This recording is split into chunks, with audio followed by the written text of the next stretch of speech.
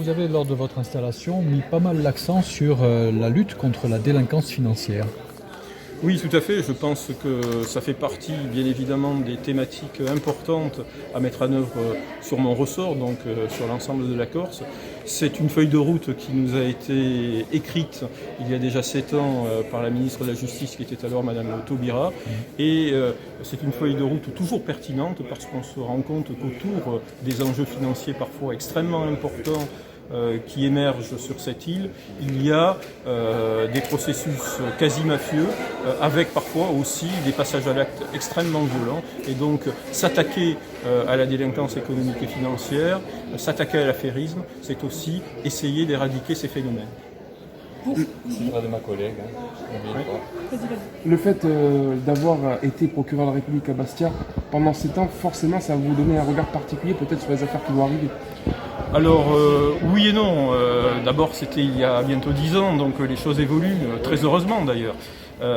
Et puis je pense que j'aurai certainement l'expérience et je retrouverai même, j'ai retrouvé des collègues magistrats et des fonctionnaires du greffe, donc je retrouverai aussi des délinquants qui n'ont pas évolué dans leur pratique depuis cette époque-là.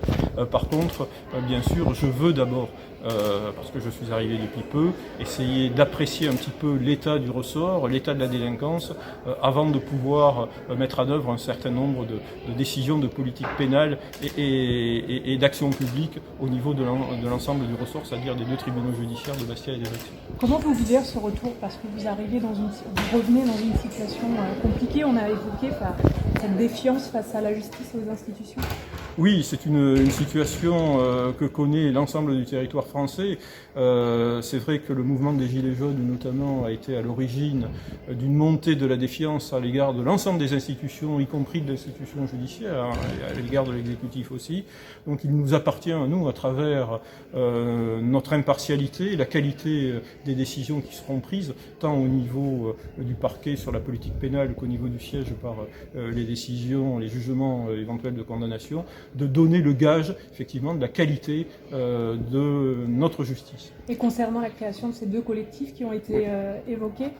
Mais écoutez, pour l'instant j'arrive, donc je ne peux pas bien évidemment les apprécier, je n'ai pas suffisamment le recul pour savoir si ces collectifs sont pertinents et engagés de manière efficace sur la lutte contre les dérives mafieuses. J'allais dire, ils ont l'intérêt d'avoir été créés. Donc attendons un petit peu de voir le développement de leur action pour savoir si c'est intéressant et si ça va dans le bon sens. Et comme disait l'avocat général, et vous qui connaissez bien la Corse pour avoir exercé pendant quelques années, est-ce qu'il aurait fallu cette prise de conscience auparavant? Est-ce que ça vient un peu tard ou pas?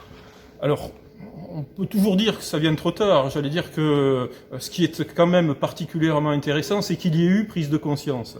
Moi, je ne suis jamais, quand il y a le principe du verre à moitié plein ou à moitié vide, je suis jamais du côté du verre à moitié vide. Donc, pour moi, cette création, cette prise de conscience, c'est un espoir pour l'avenir.